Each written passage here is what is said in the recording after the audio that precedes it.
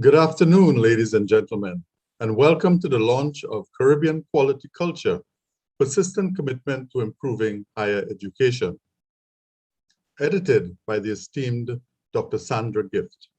I am Ronald Brunton, principal of the T.A. Marichaud Community College in Grenada. I will be your host and chair today, addressing you live from St. Joseph, Trinidad and Tobago. As you all know, COVID-19 has placed restrictions on our lifestyles, and we are forced to reimagine how we host such events as these.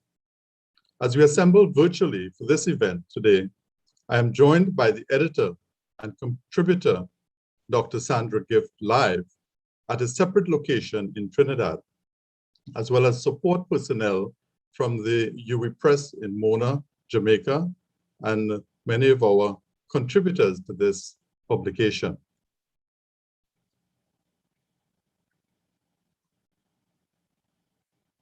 I wish to welcome the Vice Chancellor and members of the University of the West Indies hierarchy, members of the University of the West Indies Press Board, contributors and reviewers for this publication, all librarians and members of the Library Association, heads of accreditation agencies across the Caribbean region, heads of higher education institutions across the region, quality assurance professionals, specially invited guests, members of the diplomatic corps, ladies and gentlemen, all welcome and thank you for attending this event.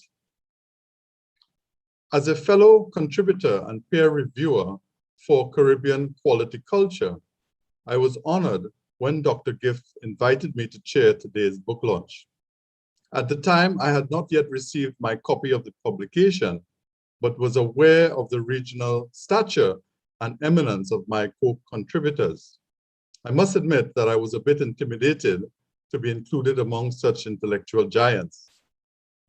As such, on receipt of my copy of Caribbean Quality Culture, I set about to read it all.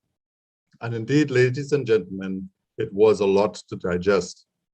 I soon realized that this volume of articles on quality assurance and continuous improvement in higher education could not be devoured in a couple hours, or even in a few days. The depth of analysis of each article was worth reading and rereading. And I even found myself looking up the references cited so that I could truly appreciate the author's messages before moving on to the next.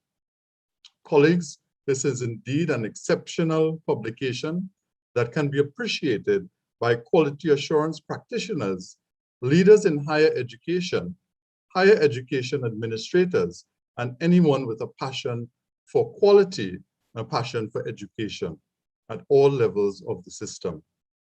It is much more than an intellectual voyage into Caribbean quality culture, but it is filled with practical solutions and examples. Before I introduce our first speaker, I wish to invite you to type your comments in the live chat during this event. Please refrain from comments that may not be relevant to the topic being discussed, as it will be seen throughout the region and by all persons attending the session today, and will also be included in the recording.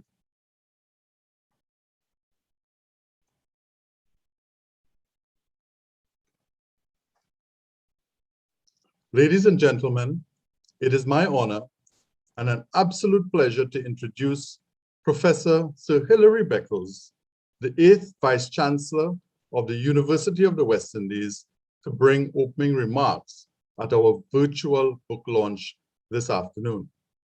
Professor Sir Hilary Beckles is a distinguished academic, international thought leader, United Nations Committee official, and global public activist in the field of social justice and minority empowerment. He received his higher education in the United Kingdom and is professor of economic history. He has lectured extensively in Europe, the Americas, Africa, and Asia. He has published over 100 peer-reviewed essays in scholarly journals, and over 20 books on subjects ranging from Atlantic and Caribbean history, gender relations in the Caribbean, sport development, and popular culture. Sir Hilary is president of Universities Caribbean, chairman of the Caribbean Examinations Council, chairman of the CARICOM Reparations Commission, and advisor on sustainable development to former United Nations Secretary General Ban Ki-moon. He has had widespread global recognition for his academic achievements and leadership expertise, and was knighted by the government of Barbados. He has received numerous honorary doctorates from around the world and recently received the Martin Luther King Jr. Peace and Freedom Awards. We'll be hearing a pre-recorded message from Vice Chancellor, Professor Sir Hilary Beckles.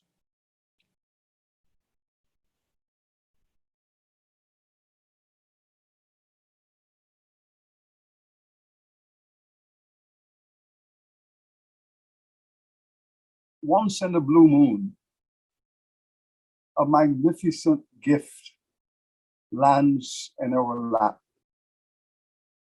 And not only are we overjoyed, but we are filled with a sense of gratitude.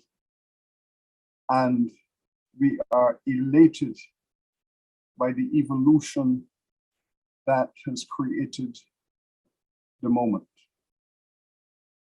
I'm speaking of this magnificent book, Caribbean Quality Culture, edited by Dr. Sandra Gift.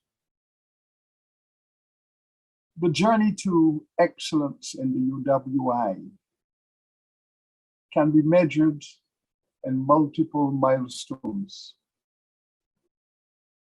Each milestone is a rendezvous of victory for persons, philosophies, and institutional processes. These individual and the many events are best captured in all of the discourses, the audits, the seminars, and the strategic planning processes. But really, are they captured and represented in high-class intellectual innovations such as this book that brings it all together under one single roof? This house, this Caribbean quality culture, tells the story of the journey to excellence in UWI quality assurance processes and cultures in its subtitle. And what a precise and magnificent subtitle it is: Persistent Commitment to Improving Higher Education.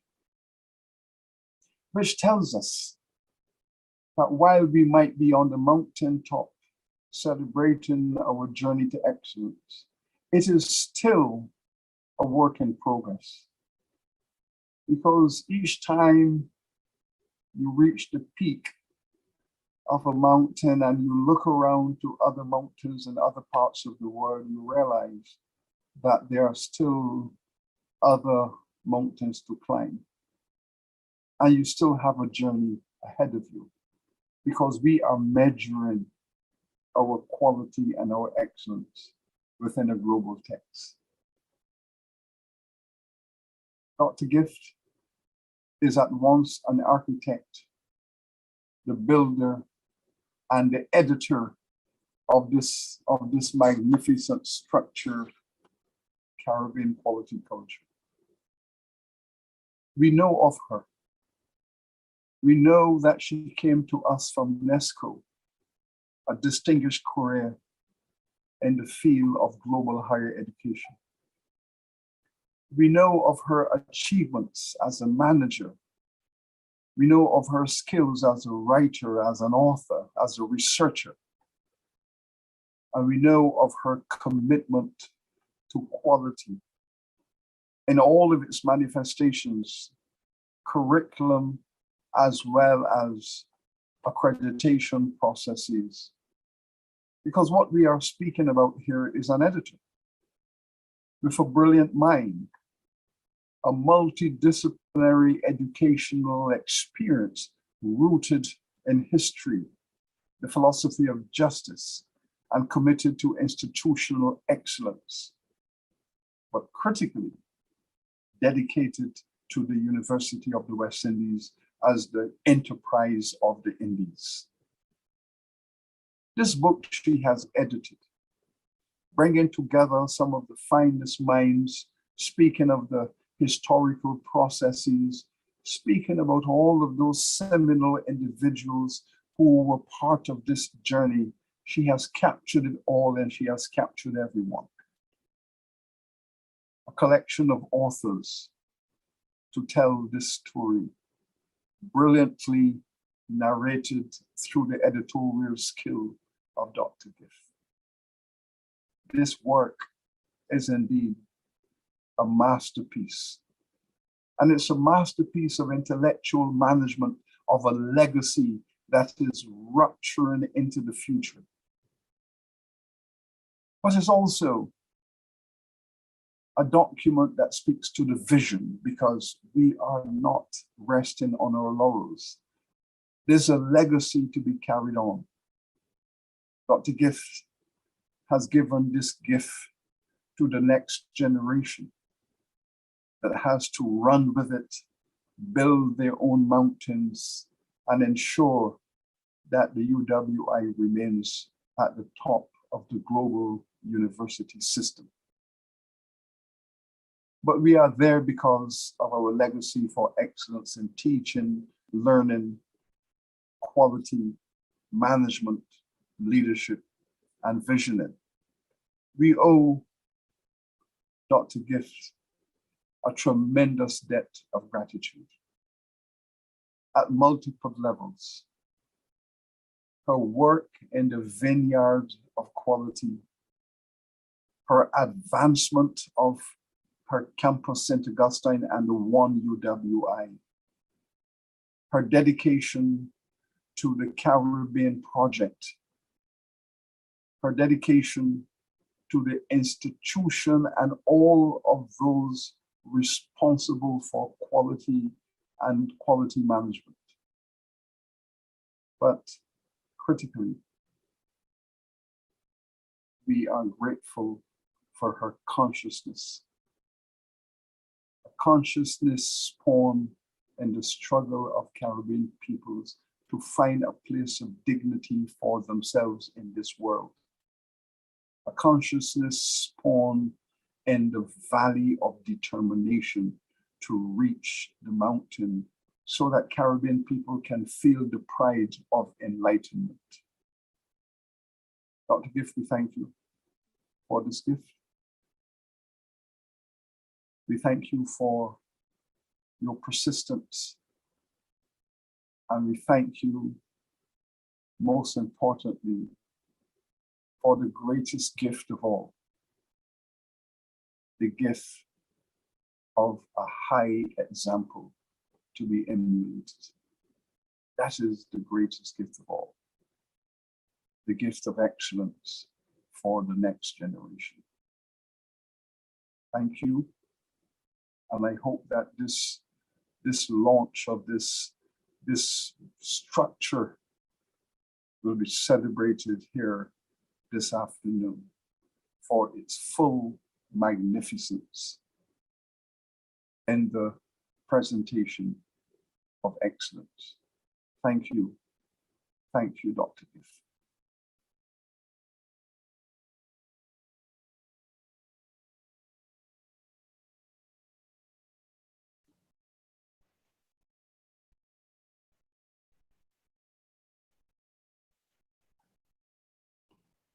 Thank you for your unique insights and opening remarks, Professor Beckles. We thank you for those kind words and accolades to Dr. Gift. Your leadership and support of quality assurance and quality enhancement initiatives across the University of the West Indies have been extraordinary and have contributed in no small measure to the continuous improvement of the institution. We are thus pleased to note the growing international recognition of the University of the West Indies as reflected in the improved global rankings. Such results make clear the connection between investing in quality and the potential impact of higher education institutions. Professor Beckles, your contribution and collaboration on this project goes a long way in lifting the caliber of this publication. Caribbean Quality Culture is an extensive publication comprised of 23 articles from 27 contributors. We are fortunate to share with you pre-recorded video presentations from 3 of our contributors, Dr. K. Hines Thompson, Dr. Shireen Isabella, and Dr. Anna Perkins, who will each bring brief remarks on this groundbreaking publication. I'm delighted to introduce our first contributor, Dr. K. Hines Thompson, the Senior Program Officer of the Quality Assurance Unit, Office of the Board of Undergraduate Studies, the University of the West Indies, Cave Hill Campus, Barbados.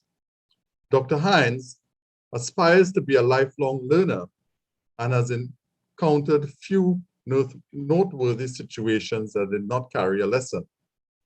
As a budding researcher, since rejoining the UWI, Kay has more recently published on quality assurance in academic programs, especially work-based and work-integrated learning, and presented on quality in preceptorship in medical education, clinical education and training. Kay is a 3-time graduate of the University of the West Indies. With the aid of a Fulbright scholarship, Kay earned her PhD in 2015 at the University at Albany, SUNY, in higher education administration. Her quality assurance focus there explored leadership and management of interinstitutional transnational partnerships. Currently, Kay leads the Cave Hill Campus Office of the Regional Quality Assurance Unit since late 2013. Immediately prior, Kay led and managed the Division of Commerce at the Barbados Community College, and before this, at the BCC's Pioneering Curriculum Specialist. I invite Dr. K. Hines Thompson to present a video presentation.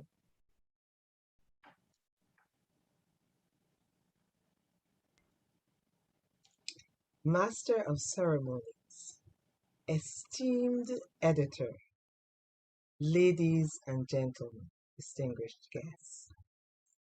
In my youthful exuberance as a college student a few years ago, I encountered V.S. Naipaul's The Mimic Men, part of a discourse filled with controversy at the time, as many of you would know. The text was titillating for young minds, eager to put the past into historical perspective and predict some likely outcomes.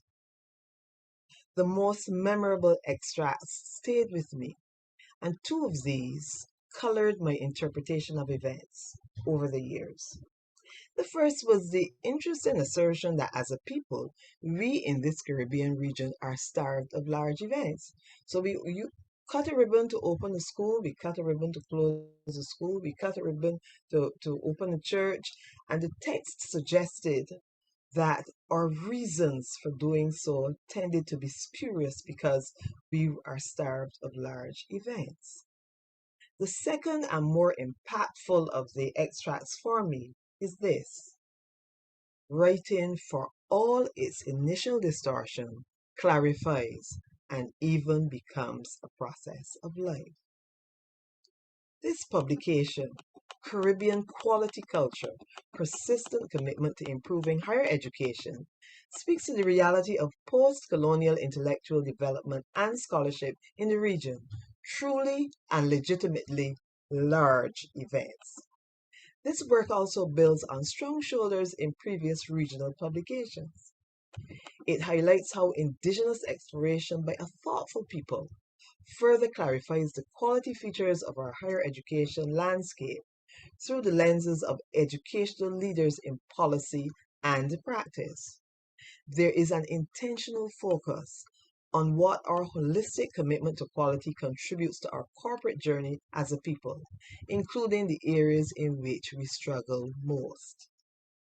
Kudos, Dr. Sandra Gift, for conceptualizing the publication, challenges us to find further voice therein, providing a rigorous developmental peer review process for its actualization, and paying the kind of meticulous attention needed to bring it to successful fruition. A contributor is, by definition, one who adds, and I might say is expected to add value. When I was first approached regarding the possibility of writing a chapter befitting the exacting Sandra Ingrid Gift standard, my immediately vocalized yes was followed by a nonverbal, quiet, look at what you're gone and do.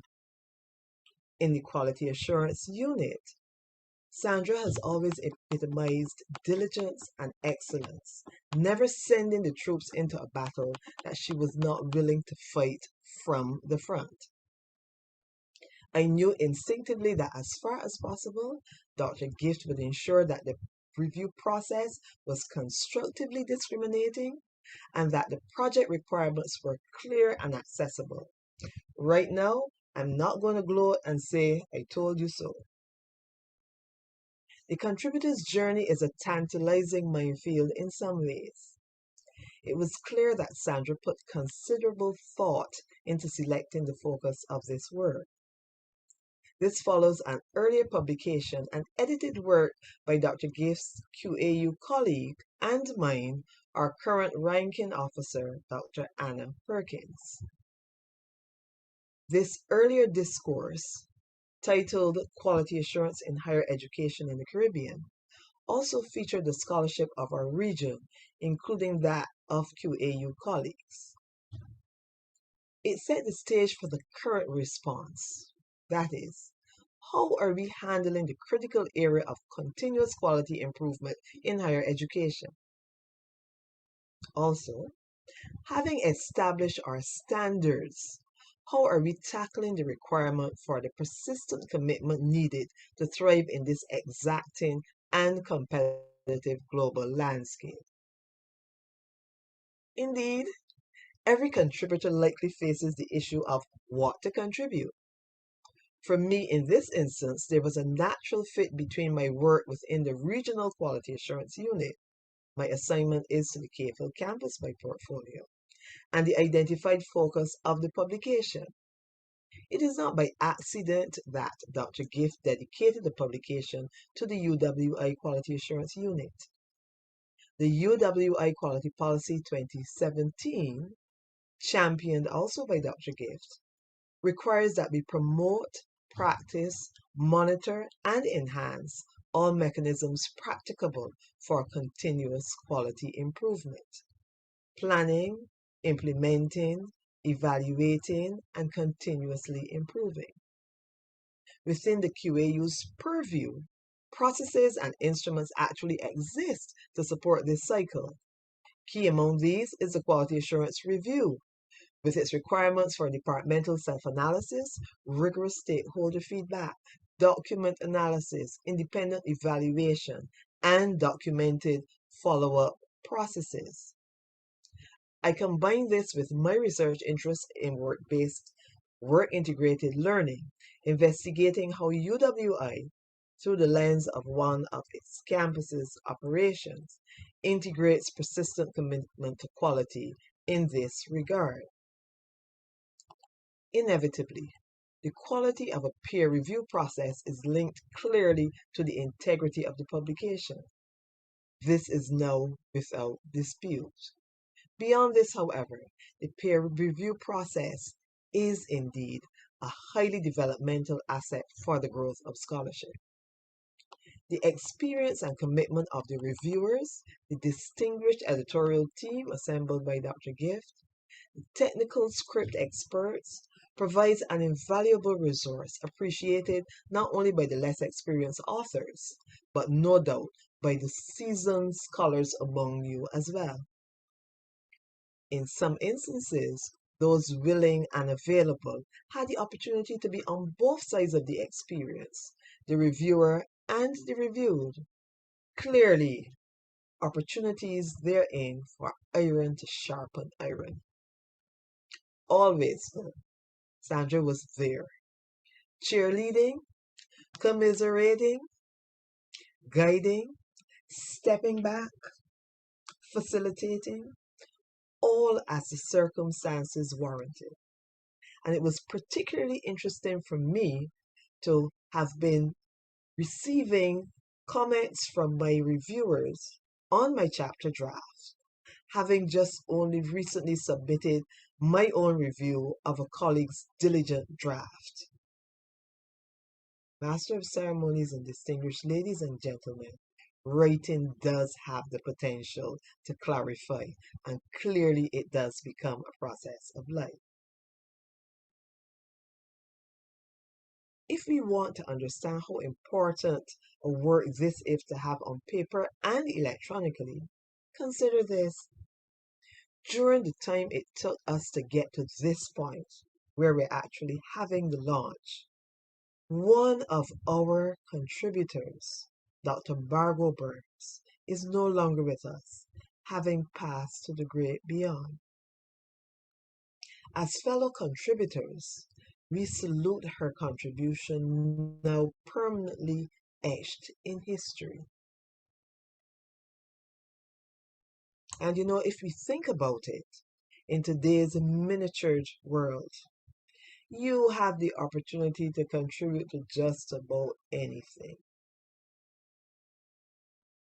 I, and with your permission, we therefore feel humbled and proud to have been able to contribute to such an excellent work within the Caribbean.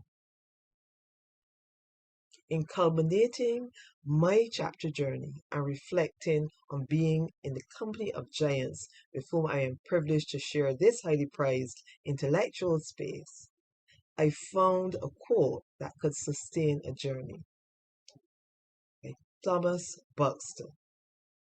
With ordinary talent and extraordinary perseverance, all things are possible. Dr. Sandra Gift, with your extraordinary talent and your exemplary publication machine, thank you for leading and facilitating this gift to the region and the world. Caribbean quality culture, persistent commitment to improving higher education. Master of Ceremonies, ladies and gentlemen, I thank you.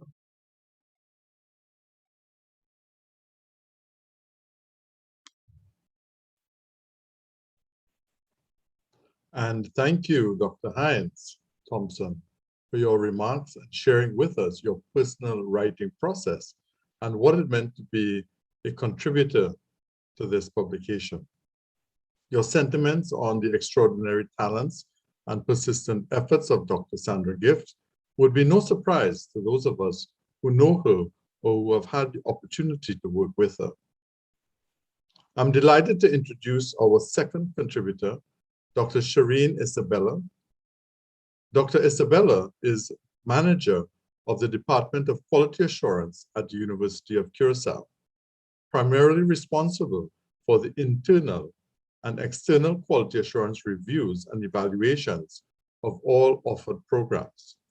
She acts as an initiator, coordinator, and supervisor of quality improvement activities and the professional development of teaching staff in teaching and research skills. Besides the University of Curacao, Dr. Isabella has guided several Dutch Caribbean higher education institutions with quality improvement efforts and their pursuit of accreditation. She provided various courses and workshops in the higher education field locally and regionally, particularly related to quality assurance, curriculum development, and teaching and learning skills. Dr. Isabella is a certified internal quality auditor and served as external auditor for the accreditation agencies in Suriname, Aruba, and the Netherlands. Currently, she is board member of the Caribbean Area Network for Quality Assurance in Tertiary Education, CANCATE, the Regional Association for Quality Assurance in Tertiary Education. Her research interests are focused on quality assurance, quality improvement, and accreditation. In recent years, Dr. Isabella has several publications in which she primarily studied the quality of higher education programs and the contribution of national universities to the sustainable socio-economic development of developing countries, particularly Curacao. So I welcome Dr. Shireen Isabella, who has contributed a video presentation for this afternoon's book launch.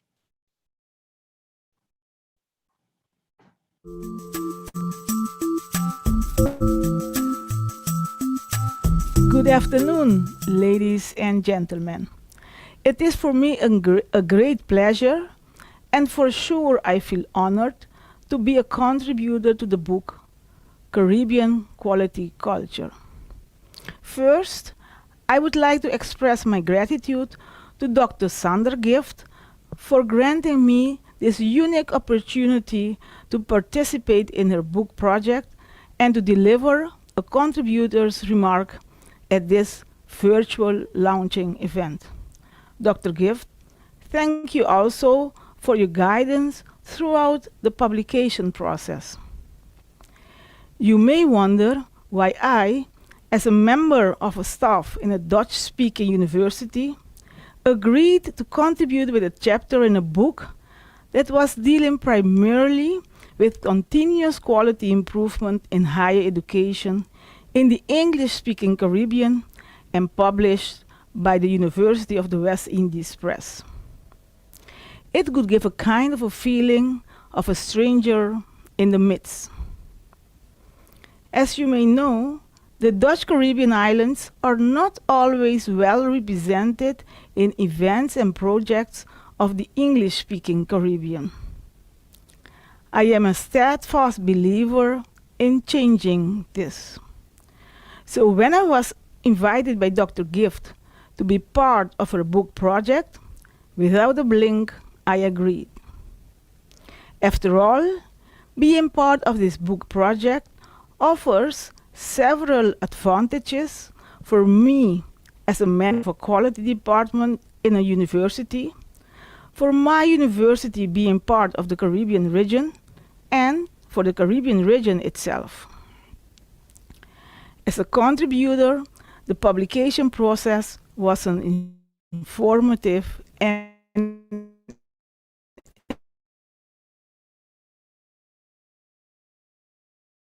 enriching journey. It took research in analyzing the results of the accreditation processes at the University of Curacao and how they can be improved so that the positive results can be maintained. Since I am responsible for the guidance and coordination of all external quality assurance processes in the university, listing again all the factors that can influence these processes was highly valuable. This paper has granted me with more impartial and factual insight in the influencing factors during accreditation processes to improve the quality of our programs and therefore the accreditation results. According to previous studies, the embedded quality assurance system, the implementation of a solid quality structure, and the timely involvement of relevant stakeholders are considered to influence progress and outcomes of accreditation processes. The results of my study published in this book partially confirmed the impact of these influential factors. At the University of Curacao, determined steps towards program accreditation were taken during nearly 2 decades, covering 2 accreditation cycles, while the focus was on being globally competitive as well as locally engaged. To realize this strategic goal, the university had to develop an acceptable and feasible quality assurance system to manage its quality improvement processes as a small university with limited resources, taking account of its potentials and constraints.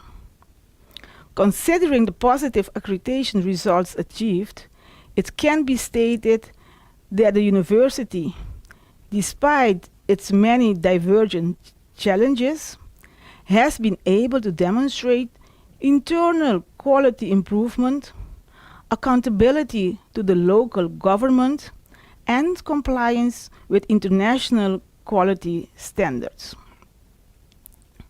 However, the study confirms that even though the goal of accreditation was obtained for the second time for most of its programs, the university still needs to embed a quality assurance system along with a continuous quality improvement mindset, including a solid quality structure with timely involvement of all relevant stakeholders to retain and improve the achieved results.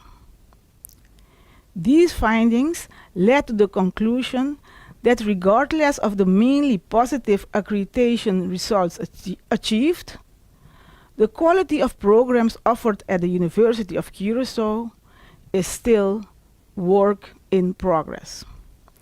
Timely attention to addressing the identified shortcomings relating to international quality requirements and a continuous operation of the quality cycle are undoubtedly necessary for the university to attain and retain accredited status for its programs in the future.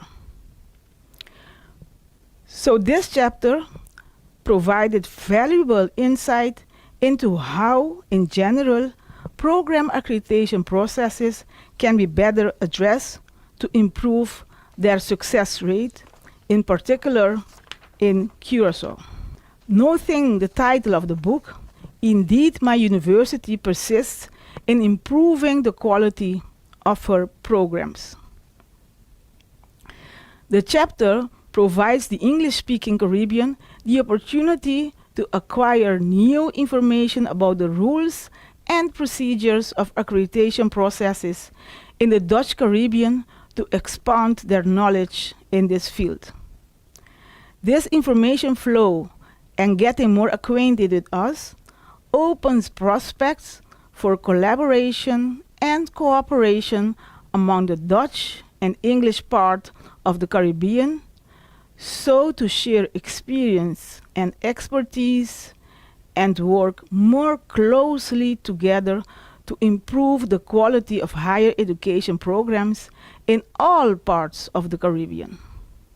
This book shares extensive evidence throughout the Caribbean region about how to improve quality in higher education, but it is also a gold mine of information at an international level. Moreover, the publication of this book is a tribute to the Caribbean people who commit themselves and encourage others to continuously improve and maintain the quality of programs in higher education. Some of them are contributors to this book project too. I hope all of you enjoy reading my chapter, and if you would like to get in touch with me to discuss any part of this publication, please feel free to do so. I look forward to exploring the collaboration possibilities with you to tighten up the bond between the Dutch and English islands in the Caribbean. Let's join forces in persisting to improve the quality of higher education programs in the Caribbean region. Thank you.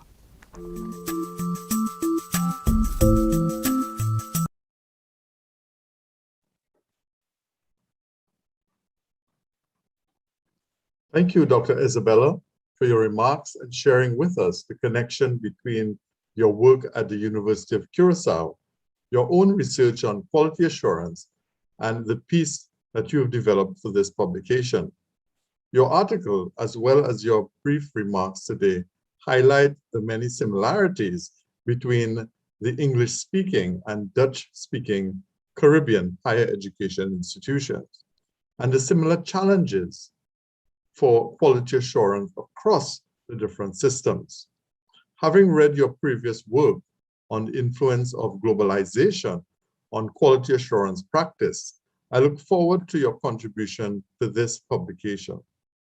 It should be no surprise that I was equally pleased, and I expect that others who have the opportunity to read your article will be impressed.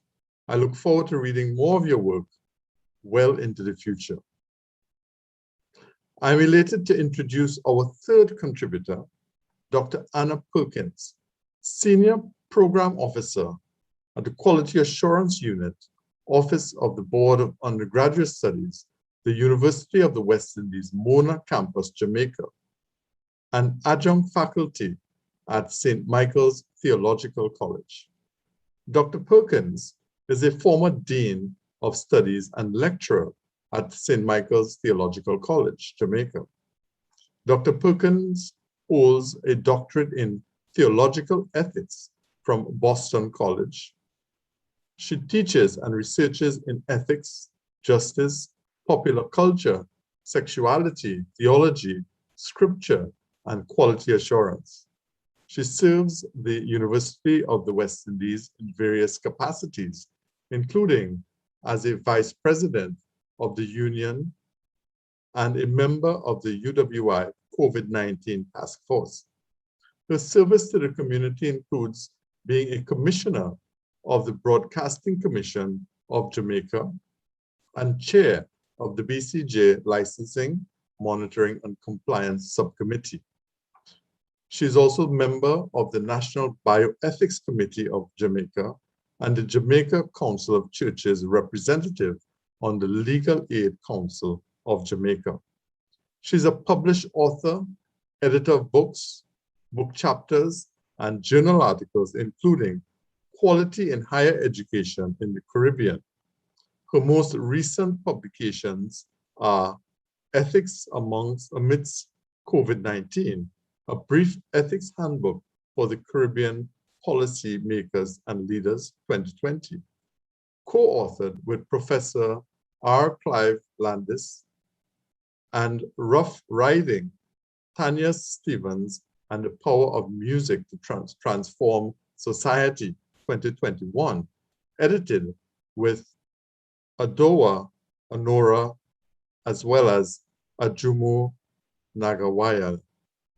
She has a chapter on quality improvement, leadership, and ethics in this publication, Caribbean Quality Culture. I now invite Dr. Anna Perkins to present a video presentation for us this afternoon.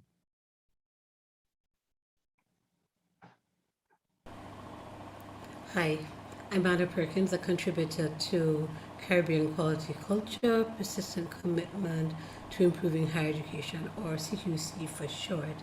Congratulations to Dr. Sandra Giff, friend and former colleague, and to all the contributors to this really important volume. A very special thanks to UWI Press for their commitment to publishing important collections of Caribbean voices reflecting on quality in higher education in the region. As some of you may know, in 2015, UWI Press published a volume entitled Quality in Higher Education in the Caribbean. I was editor and contributor to that volume. Dr. Gift was also a contributor to that volume, where she began her reflection on moving quality to the next level, that is, moving from assurance to enhancement. So quality in higher education is an important precursor to CQC, even if it's roughly half its size. In Quality in Higher Education reflected on how far quality assurance in higher education in the Caribbean had come, pointing to what were some of the important milestones at that point, like the 25th anniversary of the region's first national accrediting body, the University Council of Jamaica, the 9th anniversary of the Caribbean Area Network of Quality Assurance in Tertiary Education, CANCATE, and the 10th anniversary of the Caribbean Accreditation Authority for Education in Medicine and Other Health Professions, what we call CAMP-HP. We also acknowledge that the increasing recognition of quality assurance as a professional practice undertaken by qualified Caribbean professionals who require opportunities for training, reflective practice, research, and international collaboration. We explored the various ways that developments in quality in higher education in the region had kept pace with global trends and best practices. Importantly, we noted that institutions with internal quality assurance systems continue to strive for enhancement, including the creation of dedicated quality assurance offices, policies, and strategies, while encouraging the development of a culture in which a larger quality management framework is embedded. The UWI is an exemplar in this regard. In CQC, Dr. Giff points out in her introduction the connection between the research presented in quality in higher education and how CQC takes that forward. Indeed, several of the contributors in the 2015 volume, myself included, demonstrate how all research has developed over the intervening 6 years. One brief example suffices. In 2015, I explored the reciprocal relationship between quality and ethics, especially as it was exhibited in the work of external quality assurance agencies. I continue my study of the interrelationship between ethics and quality in CQC, looking more closely at a triad for quality improvement, so quality, ethics, and leadership. My research among higher education administrators and quality assurance professionals in Jamaica highlighted important gaps in their understanding of this triad for quality improvement and points out how deep attention to the triad can lead to significant improvements in the higher education sector in Jamaica and certainly, by extension, the region. It's truly exciting to see how, as quality assurance professionals, we continue to engage in reflexive practice. Once again, I thank Dr. Giff for the opportunity and I look forward to CQC contributing to the shape of higher education in our region going forward. To an enjoyable launch. Thank you so much, Dr. Giff.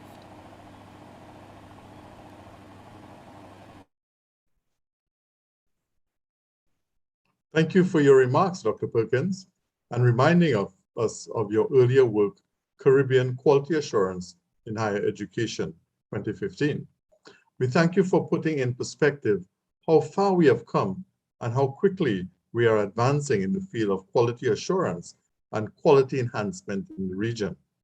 I am certain that members of our audience are looking forward to reading your piece on the quality improvement, ethics, and leadership triad. As quality practitioners, we intuitively subscribe to the belief, often subconsciously, that we need to pay attention to the ways and means and not just the ends. I'm excited now to introduce the exceptionally talented Dr. Justin Zephyrin, who will be performing an uplifting piece for us today. Besides his musical talents, many of us know Dr. Zephyrin as an academic, an intellectual, and an expert on quality assurance and higher education administration. Dr. Zephyrin is a faculty development specialist at the Center for Excellence in Teaching and Learning, the University of the West Indies, St. Augustine Campus, Trinidad and Tobago. He is also the coordinator of the center's remote graduate certificate program in university teaching and learning, as well as planning committee chair of the recently concluded UWI Guardian Group Virtual Premium Open Lecture Series.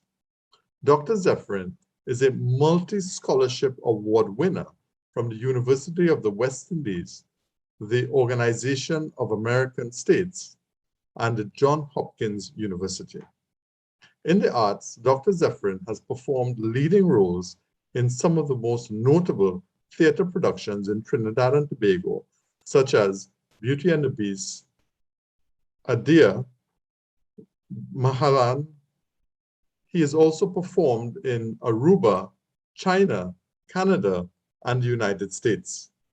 Dr. Zephyrin will be performing the inspirational piece, You Rise Me Up, originally created by Josh Goban. Dr. Gift shared with me her motivation for selecting this piece.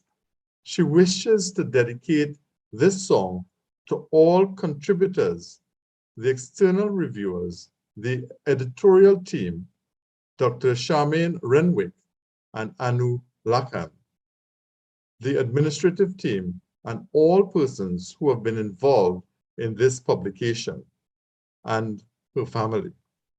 Dr. Gift expressed her heartfelt appreciation to all for raising her up as editor of this publication, giving her the strength and inspiration to soldier on along this journey. I invite us all to listen to this musical interlude by Dr. Justin Zephyrin.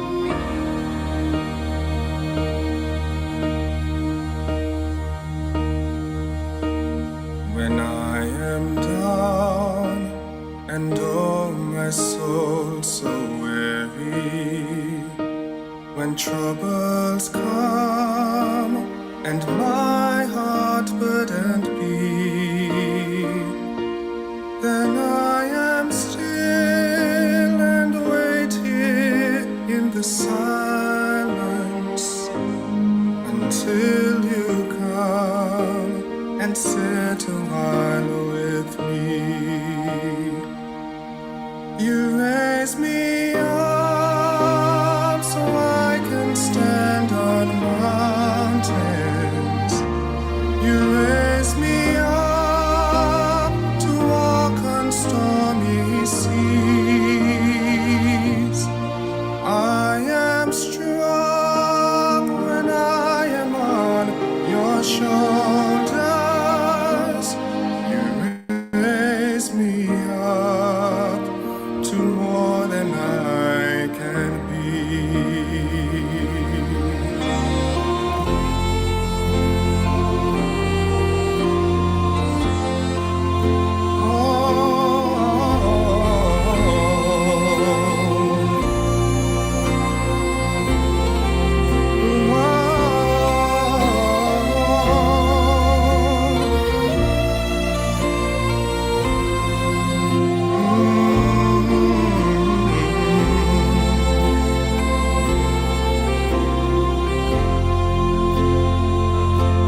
You raise me up so I can stand on mountains. You raise me up to walk on stormy seas. I am strong when I am on your shoulders. You raise me up to more than I can be.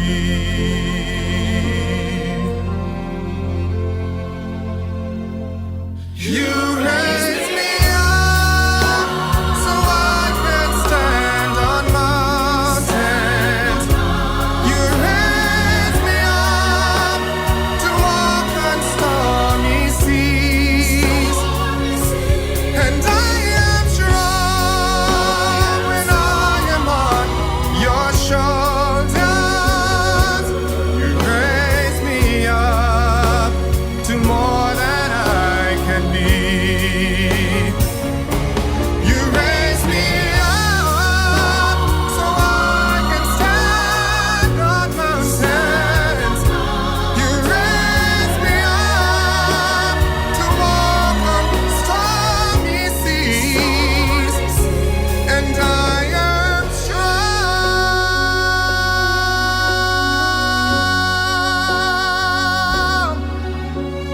raise me up to more than I can be.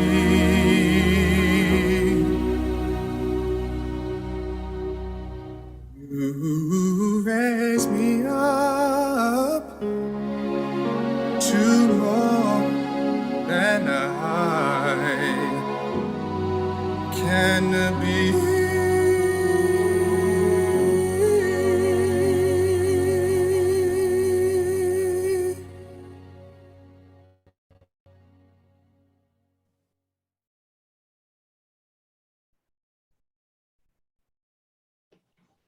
Ladies and gentlemen, what an amazing performance. Truly a moving and inspirational piece, worthy of further and deeper reflection. Thank you, Dr. Zephyrin. Thank you. If you are just logging in today, we're coming to you live from Trinidad and Tobago to launch the publication of Caribbean Quality Culture, Persistent Commitment to Improving Higher Education, edited by Dr. Sandra Gift. We have heard opening remarks from the highly venerated and well-respected Vice Chancellor of the University of the West Indies, Professor Sir Hilary Beckles.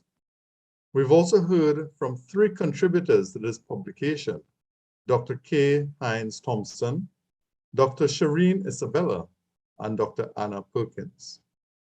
We are joined by members of the higher education community, institutions across the region. We have representatives from all campuses of the University of the West Indies, St. Augustine, Mona, Cave Hill, Five Islands, Open Campus. We are joined by representatives from other institutions across the region, including T.A. Marisho Community College. We are joined as well by the heads and management staff of national accreditation bodies across the region, including the Accreditation Council of Trinidad and Tobago, the Grenada National Accreditation Board, the Barbados Accreditation Council. We have representatives from the CARICOM Secretariat, members of the library associations across the region, staff and quality assurance professionals across the region, including representatives from the Caribbean Examination Council, as well as many of the contributors and external reviewers to this impressive publication.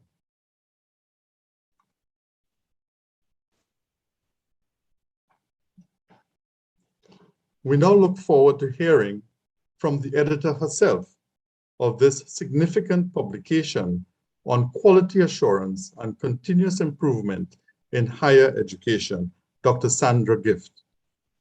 Dr. Gift's career in the field of education spans over 35 years. Before joining the University of the West Indies, she served as Secretary General of the Trinidad and Tobago National Commission for UNESCO and the Regional Coordinator for the UNESCO Transatlantic Slave Trade Education Project, the education arm of UNESCO's Slave Route Project. Dr. Gift also served as Senior Program Officer in the Quality Assurance Unit of the University of the West Indies. She managed the St. Augustine campus's system of academic quality assurance program reviews and evaluations. She successfully led the campus's inaugural institutional accreditation exercise in 2010-2011, as well as its reaccreditation exercise in 2016-2017. She has recently served as special advisor to the UWI St. Augustine campus for the production of the midterm review and progress report 2021 for submission to the Accreditation Council of Trinidad and Tobago. Dr. Gift is a recipient of the ACTT's Excellence in Higher Education Quality Assurance Award 2011. The University of the West Indies St. Augustine Campus Principals Award for Administrative Leadership Excellence 2014, and the Vice Chancellor's Award for Excellence for Service to the University of the West Indies 2015. Her publications include Maroon Teachers, Teaching the Transatlantic Trade in Enslaved Africans. We now present from Dr. Gift a review of the book, Caribbean Quality Culture.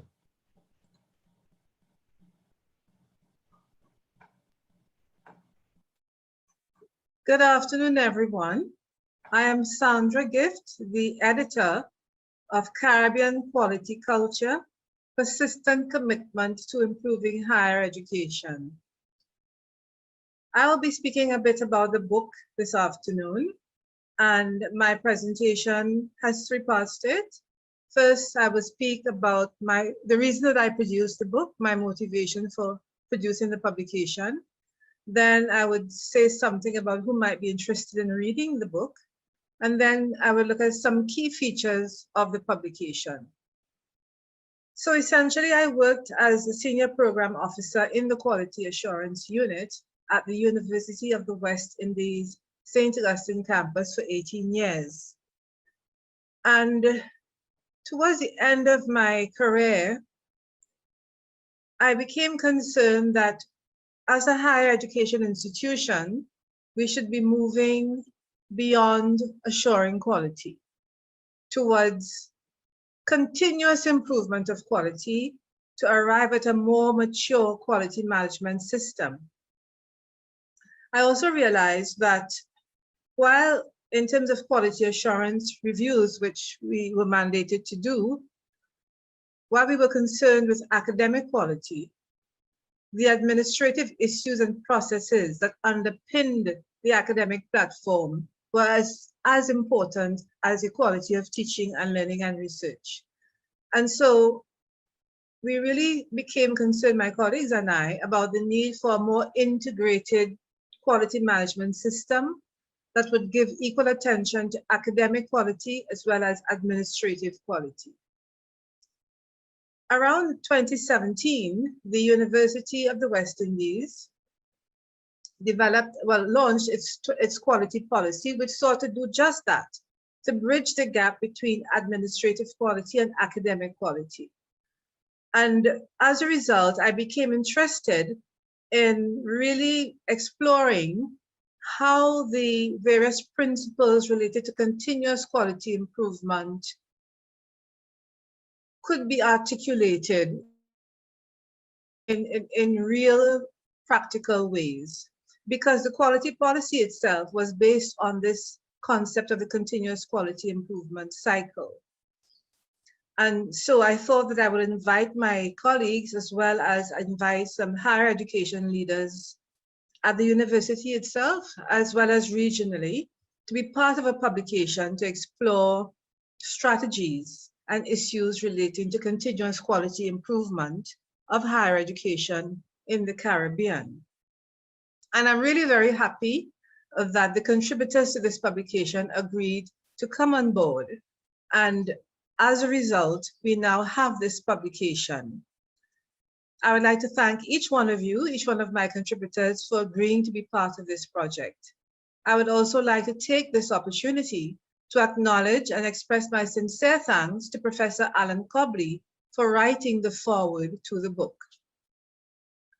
In terms of potential readers, persons who would be interested in reading the publication, I think that higher education professionals nationally, regionally, and internationally would have an interest in it, as well as officials and government ministries responsible for higher education, staff of national and regional accreditation bodies, as well as persons who serve as evaluators for these accreditation bodies, staff of regional and international agencies with a mandate for tertiary or higher education in the Caribbean, postgraduate students in the field of higher education, as well as researchers in the field regionally and internationally. So I would now like to go on to look at some of the key features of this publication. So the title of the publication, as you know, is Caribbean Quality Culture, Persistent Commitment to Improving Higher Education. And as I said previously, one of the strategies for continuous quality improvement that we explore in the publication is the Plan, Do, Check, Act continuous quality improvement cycle. Plan includes determining your goals and your targets, methods of reaching these goals and targets. Very importantly, ensuring that staff are trained and they have the professional expertise to carry out the work plan that has been developed. Do, or implementation, well, the training of staff is part of the implementation, as well as the execution of the work plan. Then, of course, in terms of checking to see the results of implementation, as well as having checked and developed the findings to see what appropriate action might need to be taken. If it is that there are problem areas, then one will have to go back to the planning stage, but based on best practices, trying to find out what are the best practices related to the particular operational areas that are being implemented. However, if the new plan, the new implementation of the particular work plan is proving to be effective, then one would want to institutionalize that. A very important concept of the publication is the notion of the quality culture. And this emerged in the course of the development of the publication. Essentially, when we speak about the quality culture in higher education, we're talking about a cultural dimension to quality culture, or the shared values which drive that commitment to quality. And that commitment to quality is expressed at the individual level, at the personal level, each person having their own drive to pursue quality, but also at the collective level, the collection of attitudes, the sense of collective awareness that there is within the institution to support a particular quality culture. In addition to that, the quality culture comprises of formal quality assurance processes, tools, techniques which are used to define, measure, evaluate, assure, and enhance quality. And all of this now must be underpinned by effective communication strategies, by participation of all stakeholders in institutional life, as well by trust in managerial decisions and processes. So the book begins with an introduction which seeks to contextualize Caribbean higher education quality culture. The introduction goes into detail regarding the continuous quality improvement cycle, regarding the elements of the quality culture as I've just discussed. And it really also relates to the kinds of strategies that are employed by regional accreditation bodies that relate to the issues relating to continuous quality improvement. I have to say as well that it's very clear from the introduction that the key reference point here in terms of an institution is the University of the West Indies. And there's good rationale for that. The University of the West Indies is the longest established university in the Anglophone Caribbean. It is supported by all the governments of the CARICOM region. It has 5 campuses, of which 4 are land-based campuses in Barbados, Jamaica, Trinidad and Tobago, and most recently, the 5 Islands campus in Antigua and Barbuda. There's great diversity at the University of the West Indies, not only in this sort of geographic spread of its campuses, but also in terms of the geographic composition, the source of its staff, the various geographic regions from which our staff originate in terms of regionally and international staff as well. But other key reference points in the publication would be the University of Curacao, which we're very happy to have participate, as well as the University Council of Jamaica and the Accreditation Council of Trinidad and Tobago, as well as a couple of independent higher education professionals who draw on their regional experience in terms of sharing with us their insights relating to continuous quality improvement of higher education. There are 5 parts to the publication. The first is governance. Then we have in part 2, curriculum and teaching and learning, continuous quality improvement processes in part 3. In part 4, external quality assurance. And in part 5, the final part, the way forward, which includes an afterword, which takes account of the impact of the COVID-19 pandemic. So going on to look at the first part of the publication, the theme is governance.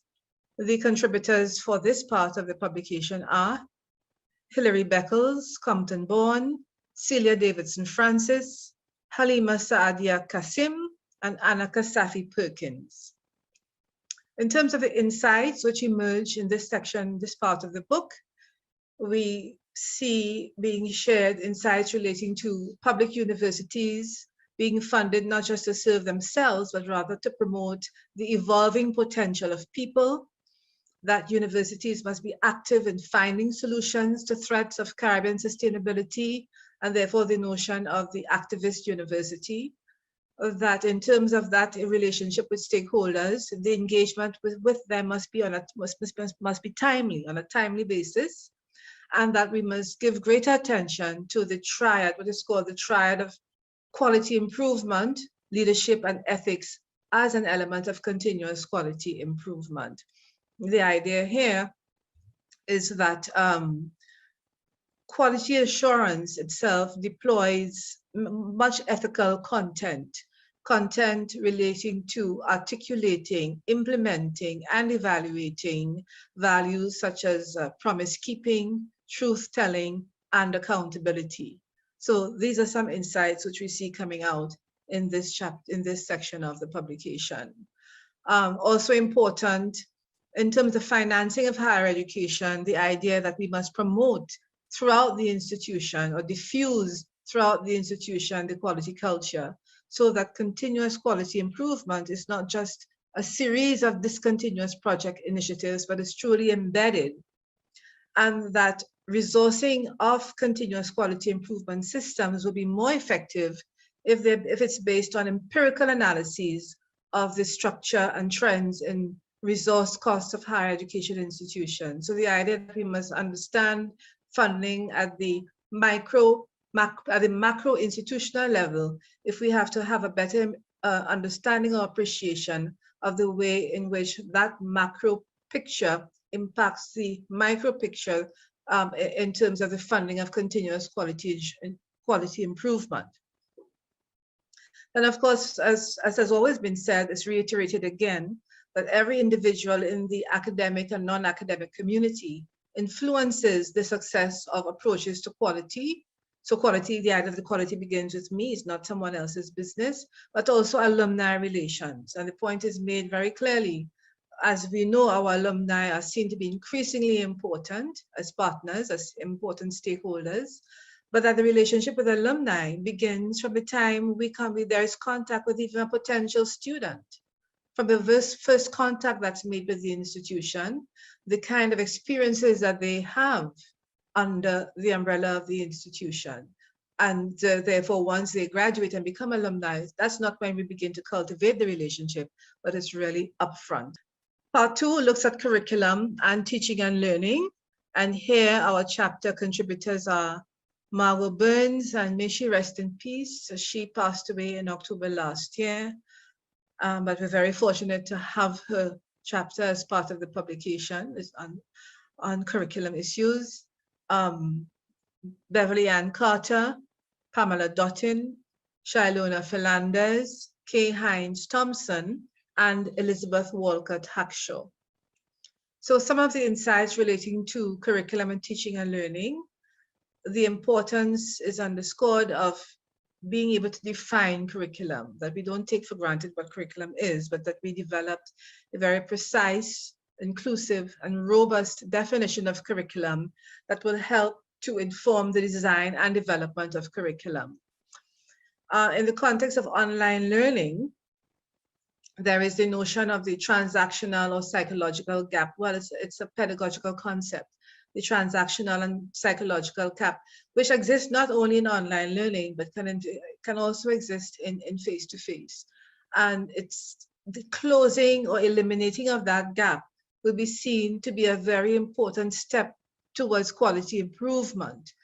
And it's possible to do so based on the nature of the dynamic interrelationships between the facilitator or the lecturer and the learners. And also that in terms of online learning specifically, it is important to create an online space where our professionals can have their needs met in terms of community and collegial interaction. Looking at postgraduate education, the point is made that, of course, if we are to create a healthy environment for postgrad students, because they too also experience this sort of transactional gap, particularly research students, the experience can be one of alienation in some ways. So in terms of creating a healthy environment for them, the point is made that we must consult with them to understand what their needs are and how best to address those needs within the institution. Then also very importantly, there's a discussion about the importance of planning for graduate employability. And here the suggestion is made that we need to design experiential learnings for our students outside of the classroom but which are linked to the content and theories that they learn within the classroom or the laboratory space as part of enriching and helping them develop those employability skills. Continuing with curriculum and teaching and learning, the point is made, interestingly, that there may be times when actions have to be taken in response to factors that may not be a neat fit with that plan, do, check, act, continuous quality improvement cycle. And there is a contribution regarding community service and service learning as part, again, of the development of the ideal UWI or the ideal university graduate in the Caribbean. But there is this component as well for the University of the West Indies, and which underscores the concept of higher education as a public good. So that in addition to community service and service learning developing the students' participation and contribution to the society in these ways will also impact positively on that public, on the public community, as it will, as opposed to simply the internal university community. Chapter 3 looks at continuous quality improvement processes, and the chapter authors here are Eduardo Raul Ali, Kristen Coban, Sandra Gift, June Wheatley Holness, and Renata Wiggins. So some insights relating to continuous quality improvement. In terms of the rollout of a quality policy, for example, there is value in conducting baseline staff and student surveys to be able to measure the impact of the implementation of the policy over time.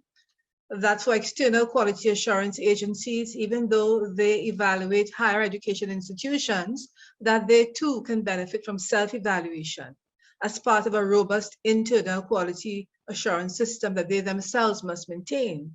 And it would be useful for them to subject themselves to external quality reviews for increased accountability, transparency, and traceability of their operations. Then there's the issue of engaging in process improvement. So continuing with insights shared in part 3, continuous quality improvement processes. You know, very often staff work on a change initiative while they're doing their regular jobs. And the point is being made here that when that is the situation, that we must make sure that we provide staff with the right supports and incentives that would motivate them and serve as rewards for the extra effort they're making to be engaged in that change initiative. So that these are also ways in which we improve quality by ensuring, just going back to the idea of sustainability, that we sustain the motivation and incentive of staff by recognizing the kinds of supports that they would need while they make an extra effort in the interest of the institution. In terms of institutions making decisions regarding which continuous quality improvement models would best suit them, and there is a chapter that looks at various models and the benefits and challenges relating to each of them. that it's important to consider the benefits and challenges, therefore, of models based on your particular context and your realities on the ground. And in terms of making that decision, one can consider taking a case study or a pilot project approach in adopting or adapting a particular model to one's institution. Part 4 looks at external quality assurance. And here the contributors are Jonas Adai, Jessica Dunn, Sandra Gift, Stephen Gift, Carolyn Hale, Shireen Isabella, and Fazil Mudin. So insights shared in part 4, again, there's a focus on external quality assurance agencies and that the role that they can play in terms of supporting the relevance of higher education institutions to national workforce development. In terms of accreditation, the point is made that the real value of accreditation is when it is internationally recognized. And in that regard, one has to be concerned about the portability, particularly of the professional degrees. And these are facilitated by affiliation with international accreditation agreements, such as the Washington Accord and the Bologna process, to which I referred earlier. In terms of improving accreditation outcomes, that it is important to really have embedded within the quality assurance system a continuous quality improvement approach, which is based on a solid quality management system with timely stakeholder engagement, so that one does not find an institution does not find itself in a situation where its program is being accredited today, but over time, fewer programs are being accredited because the quality structure just is not sufficiently robust. So accreditation outcomes are seen as being dependent on the rigor of the internal quality assurance system. The final part of the book looks at the way forward, and here the chapter authors are Diane Turabin-Kosi, Patricia Mohammed, Tanil Fanovich, Ronald Brunton, and Sandra Gift. There's an afterword which takes account of the impact of the COVID-19 pandemic. So insights that emerge here relate to the importance of embedding sustainability in curricula. And sustainability here, we are referring to education for sustainable development, which treats with necessary changes to knowledge, skills, values, and attitudes that will help to enable a more sustainable and just society for all. And we are not addressing simply or only the physical, the environmental issues here, but we're also looking at the impact of economic and social issues on survival of mankind. The section also offers a provocative piece, which makes a case for the development of altmetrics. And altmetrics relate to the importance of finding new ways of measuring public engagement with the research output of our Caribbean academics, ways that can counteract the citation-based filters of assessing the impact of research output.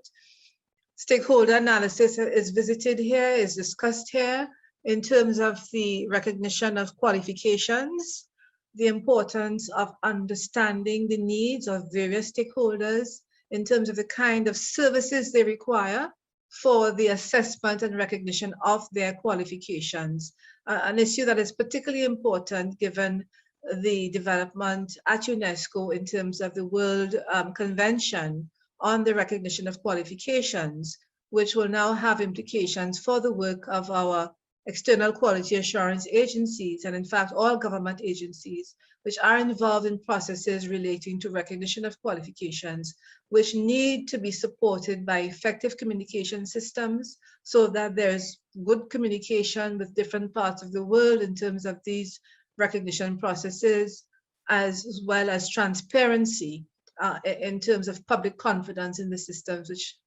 relate to this issue of recognition of qualifications.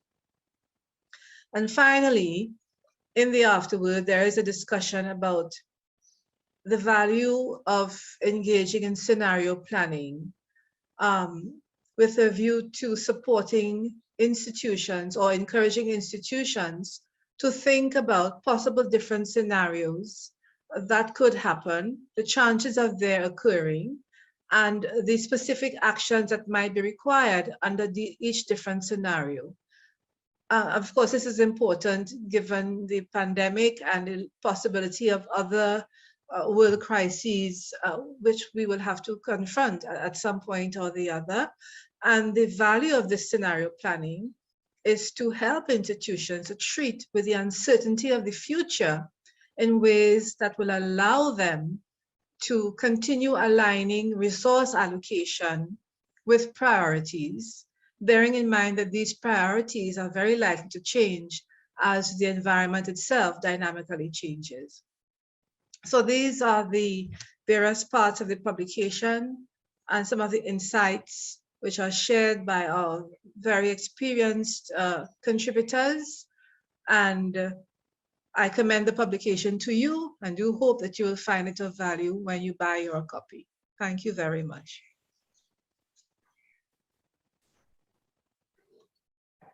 Ladies and gentlemen, if we were meeting here in person today, I'm certain that we would have honored Dr. Gift with a standing ovation. Thank you, Dr. Gift. Thank you for your persevering work for over more than 3 decades. And of course, this publication, which is no small gift to quality assurance in the region. I wish to express my enthusiastic thanks to you, Dr. Gift, for your persistence and perseverance to make this publication a reality. Your presentation on the book this afternoon has been insightful and informative.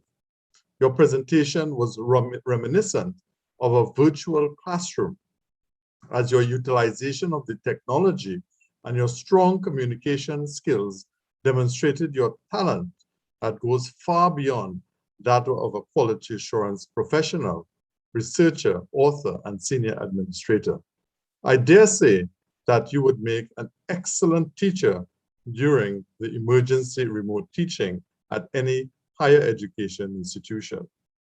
Your presentation on the book provided an excellent summary as you explored the major themes of the book. I am sure you have piqued the interest of all those who have not yet read the publication. I'm delighted now to introduce our next speaker, Dr. Ruby Allen, who will be providing a review of Caribbean quality culture. Dr. Ruby S. Allen is Vice President, Quality Assurance and Institutional Effectiveness at the University of Trinidad and Tobago. She holds a PhD in education from the University of the West Indies, and her areas of specialization are higher education administration and organizational development.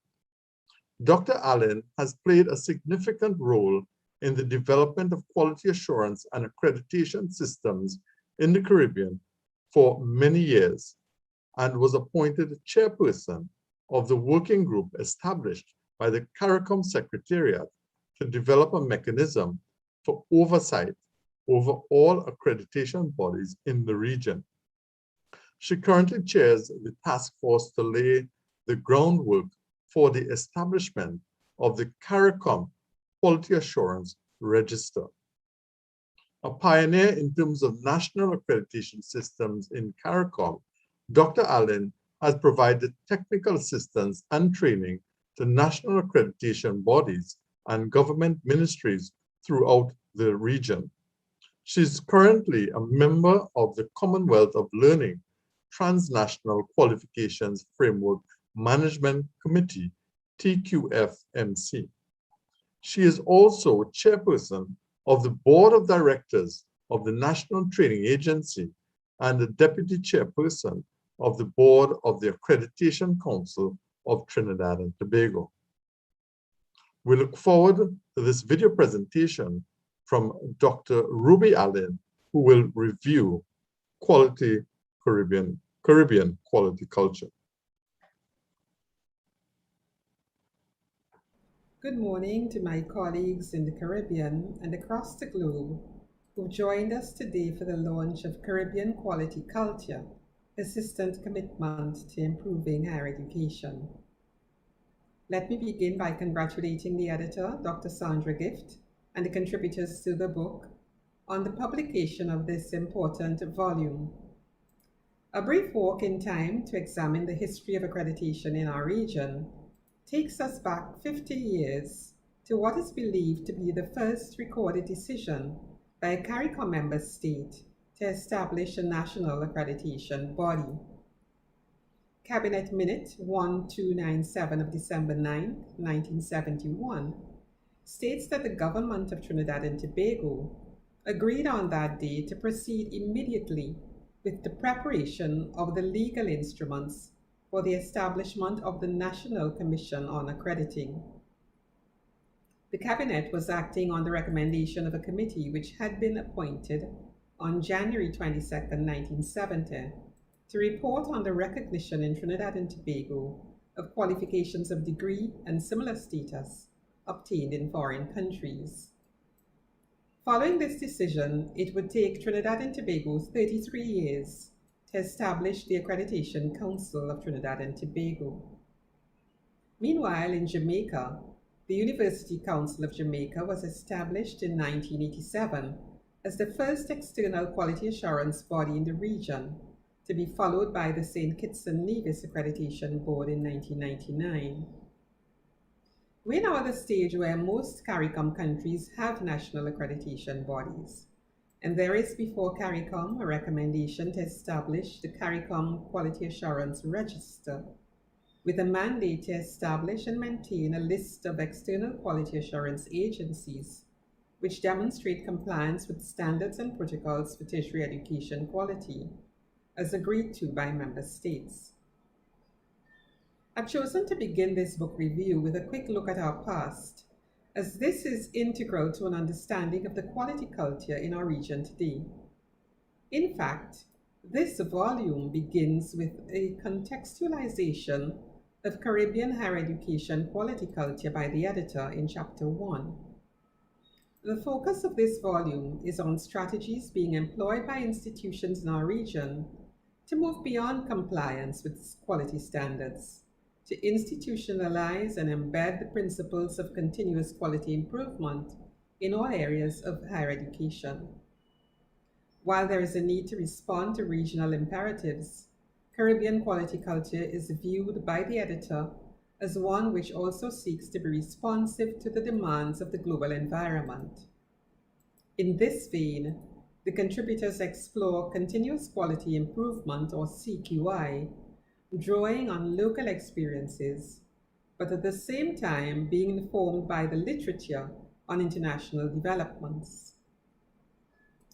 CQI, both as a concept and practice, emerges as a central feature of this work, and higher education administrators, quality professionals, and educators in general will find the volume very informative, insightful, and filled with practical examples which one can apply in a wide range of areas.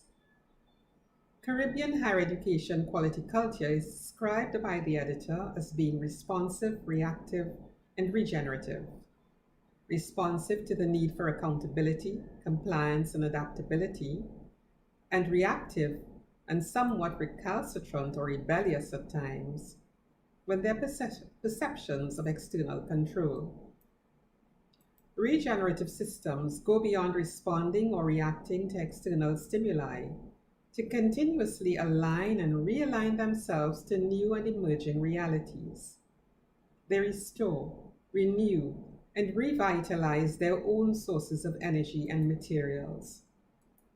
It is the strength of this regenerative culture that emerges as you traverse the pages of this book. Each chapter presents the knowledge, experience, and wisdom of the 26 contributors. The book is divided into 5 parts, a collection of chapters with a common thread, harnessing the intellectual capacity of some of the region's leading educators, administrators, and quality professionals to produce this work of historic significance in its treatment of the topic of Caribbean higher education quality culture. In part one of the book, which deals with issues of governance, Professor Sir Hilary Beckles writes of quality as not being only about teaching and learning, but equally about more efficient management of scarce resources and the utilization of the imagination for development. Towards the end of that chapter, Beckles, reflecting on the contribution of Sir Arthur Lewis to the UWI and to the region, introduces the notion of ethics as a key element of quality. This notion is developed further in Chapter 3 by Perkins in an exploratory study of the perceptions of the relationship among leadership, ethics, and quality improvement among higher education professionals in Jamaica. The remaining chapters in Part 1 explore issues related to financing higher education, stakeholder engagement, and strategic planning. Part 2 of the book focuses on curriculum, teaching, and learning. The international ranking of the UE having been established in Chapter 1 by Gift, the next 6 chapters provide deeper insights into the UE's processes for curriculum development and review of face-to-face as well as online learning. While several examples of good practice are identified by the writers, this is balanced with a genuine and frank discussion of their challenges and the need for greater commitment to CQI in areas such as the collection, analysis, and reporting of data on student success so that this can be used for improvement. Part 3 examines institutional and sectoral challenges in the Caribbean higher education landscape as practitioners and policymakers seek to implement CQI processes. Notably, there is an analysis of strategic developments in both policy and practice related to quality assurance in a 21st century Caribbean environment, highlighting the need for greater harmonization and coordination at the regional level and promoting wider use of student feedback and the adoption of a process approach to continuous improvement. In Part 4, issues of external quality assurance and accreditation are explored from the differing perspectives of a national accreditation body and higher education institutions. Albeit largely descriptive, the chapters document the experience of key institutions in the region with respect to external quality assurance processes and the impact on programmatic and institutional quality.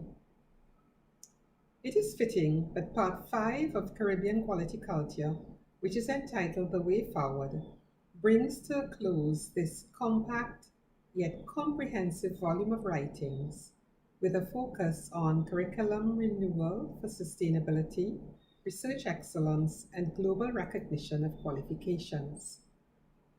Quality assurance professionals in the Caribbean and in small states the world over will find this book very useful. In it are the writings of a diverse group of educators, administrators, and quality assurance professionals with a wealth of experience who have reflected on years of practice.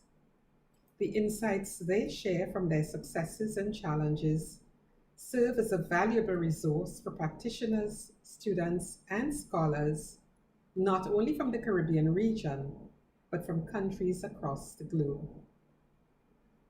73 years after the establishment of the UE as the University College of the West Indies, the Caribbean boasts of 11 fully established national accreditation bodies, which have provided quality assurance for as many as 250 post-secondary institutions.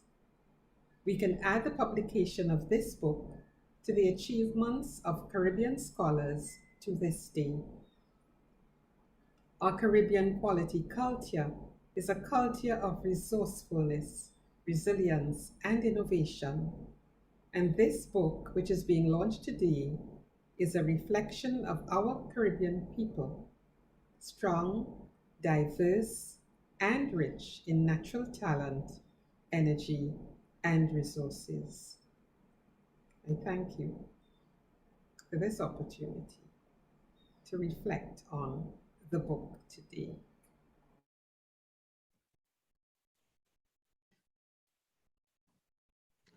Thank you, Dr. Allen. Your review of Caribbean quality culture further legitimizes the value of this publication. The regional recognition of your expertise in the areas of internal as well as external quality assurance brings an important voice to the book launch this afternoon. We thank you for the historical perspective on the development of external quality assurance across the Caribbean, demonstrating how far we have come as a region along the journey of quality assurance.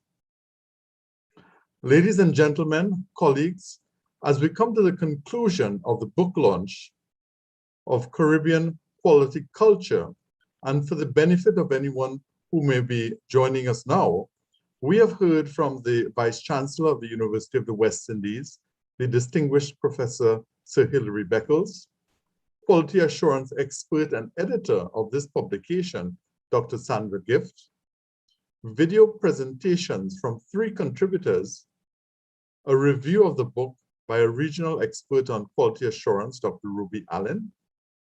We have also been entertained by Dr. Justin Zephyrin, who inspired us all with his rendition of You Raise Me Up, specially dedicated by Dr. Gift to her family, as well as all persons involved in making this book a reality.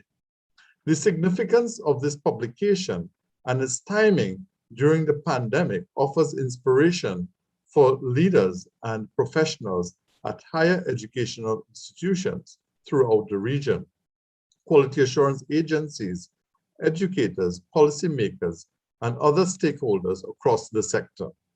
This publication serves as a beacon of hope for the future of higher education in the Caribbean. As we wind up our virtual book launch of Caribbean Quality Culture, I invite Dr. Gift to respond to a few questions and comments raised by our audience in the live chat. Dr. Gift?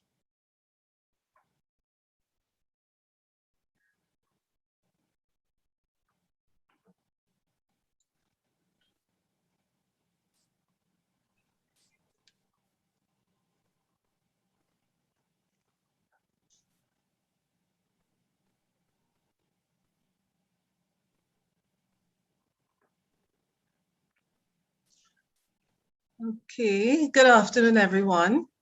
So I'm seeing there's a question. Okay, how important are leadership roles to quality management during the current pandemic? Well, of course, I think everything we've ever said about leadership continues to be true going forward in the context of the pandemic and its impact. But I think there are certain aspects which are even more important in the current situation. I think we need leadership that is empathetic and ethical, that takes account of the need for equity, for integrity, for inclusiveness, and for ensuring safety and sustainability of measures to support continuous quality improvement. I think we also need leadership that is emotionally intelligent, leadership that is responsive to the kinds of support needed by staff and students as this relates to their physical, emotional, their social and spiritual needs. And I think we've always heard about transformational leadership. That is particularly important. Leadership that is able to mobilize personnel available in our institutions to use the skills to use the skills of staff who excel in planning, in communicating, in problem solving, so that institutions can continue to improve. And leadership that also ensures that there's a balance between dealing with the current challenges, the current pressing challenges, while also catering to the challenges that are related to future directions. Leadership that understands what is most important in terms of meeting the needs of staff and students, and within the context of the ways in which their lives might have been disrupted by the pandemic.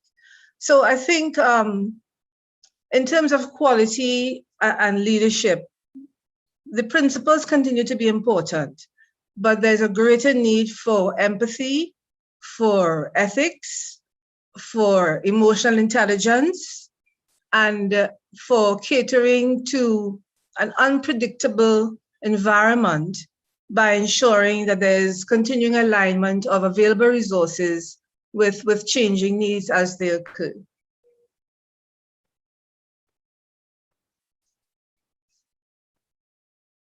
Okay, there's another question. What are some of the quality improvement strategies that have been employed within the Caribbean in terms of the pandemic?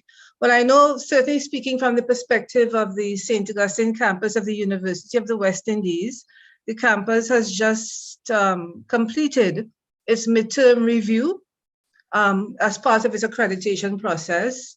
And that report, there is a section addressing issues relating to teaching and learning and how that has taken account of the pandemic. So some of the I think there has been a great focus on training, and we mentioned in the Plan, Do, Check, Act continuous quality improvement cycle the importance of training.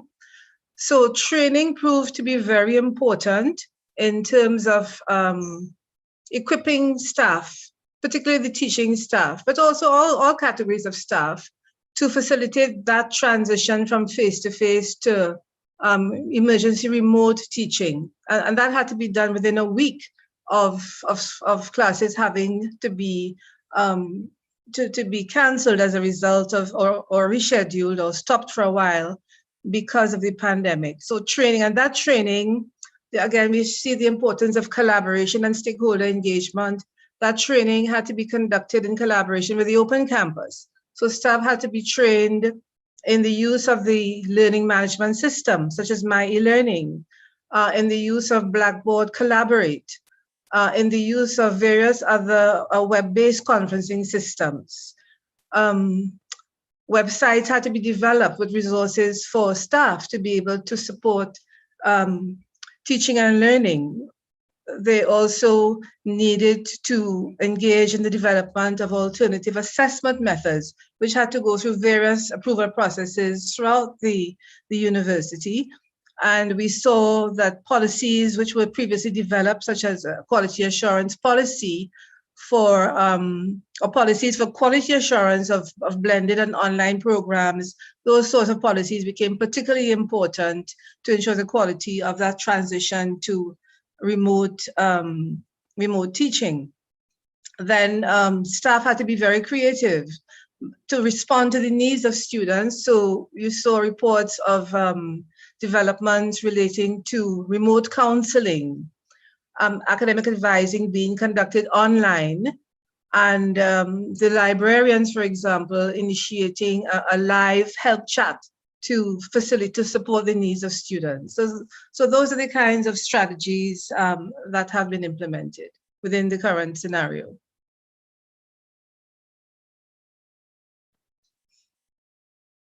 Okay, I see there are no more questions.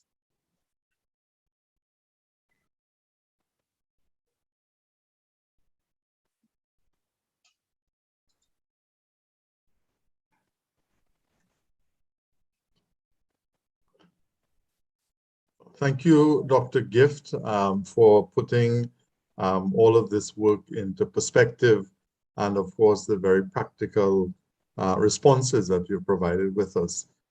Certainly the book, and I think your expertise goes beyond the theoretical to really the practical, and the ways in which an institution that has a strong quality management system is able to adapt to the circumstances of the pandemic, the type of leadership qualities that you've articulated. So we thank you for those responses, Dr. Gift. And I now invite you to bring a vote of thanks to the many persons who have made this publication possible. Okay, thank you very much, Dr. Brunton. Mr. Chairman, ladies and gentlemen, it is really my honor, first of all, to indicate that this publication is dedicated to the University of the West Indies Quality Assurance Unit with deep gratitude for a journey of learning and becoming. I also wish to express my heartfelt thanks to all contributors to Caribbean Quality Culture, some of whom performed the double duty of chapter authors as well as reviewers of other chapters. So contributors at this time, those of you who are present, I'm going to ask you kindly to turn on your camera to be acknowledged and recognized by our wider audience as I acknowledge you in turn. I'm not able to see the screen at the moment because I have my notes for my acknowledgement. So I trust that each person will have the opportunity to turn their screen on and be seen. So first of all, I'd like to extend my thanks to all of you, and beginning with Professor Jonas Adai. I'm not too sure if he's here. Then following on to Dr. Eduardo Ali, Professor Sir Hilary Beckles. Let me see. I don't know. Oh yes, I'm seeing cameras coming on. Good. Professor Compton Bourne, of course, our chair, Dr. Ronald Brunton. Well, the late Dr. Margot Burns is not here to, unfortunately, to put on a camera, but her spirit is with us, and I really thank Margot for being part of this journey, and I actually believe that she did a lot of her work from a hospital bed. So very, very grateful to Margot for supporting the project. Dr. Beverly Ann Carter, Professor Alan Cobley, who did the foreword, Mr. Christine Coburn, Ms. Celia Davidson Francis, Dr. Pamela Dottin, Dr. Jessica Dunn, Mr. Neil Fanovich, Professor Stefan Gift, Dr. Carolyn Hale, Dr. K. Hines Thompson, Dr. Shireen Isabella, Dr. Halima Saadia Kasim, Professor Patricia Mohammed, Dr. Fazil Mudin, Dr. Anna Kasafi Perkins, Ms. Shailona Philandez, Dr. Diane Turabin Kosi, Professor Elizabeth Walcott Hackshaw, Mrs. June Wheatley Holness, and Ms. Renata Wiggins. So these were all our contributors, and I thank you. I take this opportunity to thank you all very much for the support and for being part of this journey with me. So continuing with the vote of thanks, I wish to extend my deepest thanks to the University of the West Indies St. Augustine Campus Research and Publication Fund, with whose support I was able to hire an editorial team as well as administrative assistance. So it was very valuable support, and I'm most grateful for that. The board and staff of the University of the West Indies Press, for your tremendous support from the time of the acceptance of my book proposal to the review and editing process, to our collaboration for the organization of today's book launch. A special thanks to the late Dr. Joseph Powell, Ms. Siobhan Hearn, Mrs. Kelly Williams Gardiner and her team. Thank you all very, very much. I'm also extremely grateful to our external reviewers for the time and attention they devoted to the review of book chapters. Thank you most sincerely, Professor Funzo Ayagina, Professor Alan Cobley, Dr. Darren Conrad, Dr. Anna Mae Edwards Henry, Mr. Curtis Floyd, Professor June George, Professor Marlene Hamilton, Mrs. Lynette Joseph Brown, Professor Elsa Lioraini, Mr. Anthony Perry, Dr. David Rampasad, Dr. Sandra Richards, and Dr. Grace Sergio Charan. The editorial team with whom I worked was simply invaluable, and I'm indebted to Dr. Shaman Renwick and Ms. Anu Lakan. A project such as this one needs good administrative support, and this was ably provided by Ms. Renata Wiggins and Ms. Denise St. Louis, to whom I say thank you very, very much.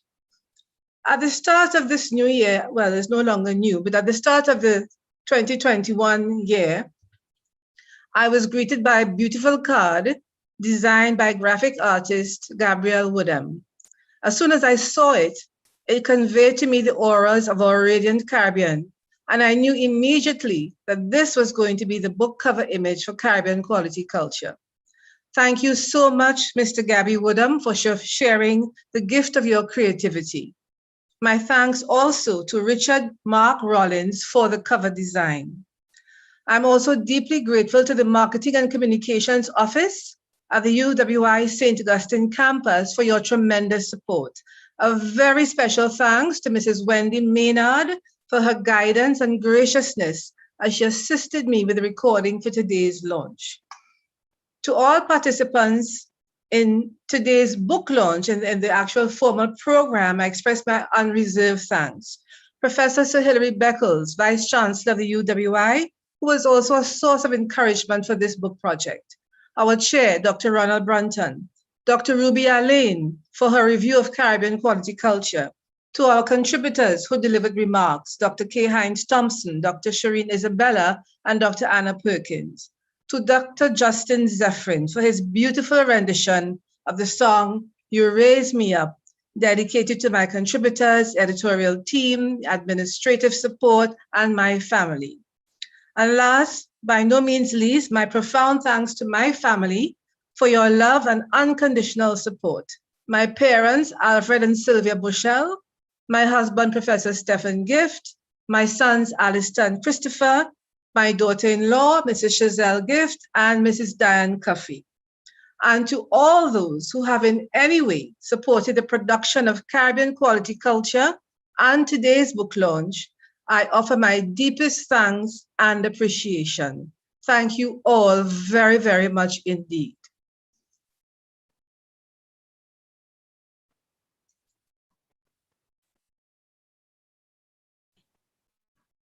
Again, thank you, Dr. Gift, and thanks to all our participants and attendees for joining us today at this auspicious event.